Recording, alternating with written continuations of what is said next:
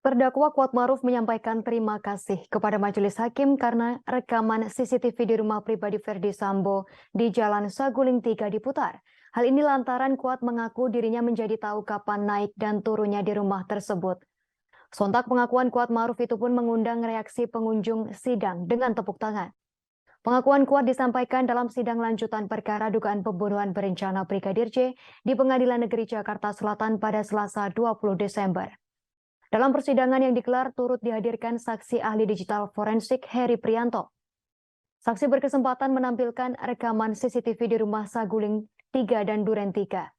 Dalam rekaman CCTV memperlihatkan Putri Chandrawati dan Kuatmaruf berdua naik ke lantai 3 rumah menggunakan lift di hari peristiwa pembunuhan Brigadir J pada 8 Juli 2022.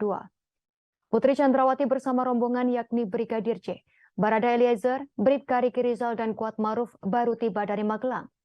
Merespons hal tersebut, Kuatmaruf menyampaikan rasa syukurnya. Ia juga menyampaikan rasa terima kasih kepada majelis hakim.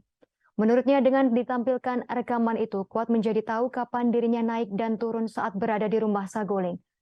Pernyataan Kuat ini lantas membuat pengunjung persidangan memberikan tepuk tangan.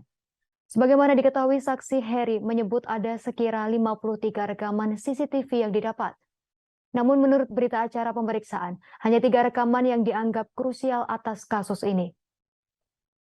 3 rekaman tersebut adalah 2 rekaman CCTV lantai 1 rumah Saguling yang menghadap garasi dan menghadap pintu lift. Sedangkan 1 rekaman CCTV lainnya menyorot depan rumah Duren 3 Jakarta Selatan. Ia mengaku mendapatkan semua bahan penyidikan dari penyidik Polda Metro Jaya. Heri juga mengaku rekaman itu baru diperoleh Puslap Forma Mabes Polri pada 24 Juli 2022. Terdakwa Kuatmaruf.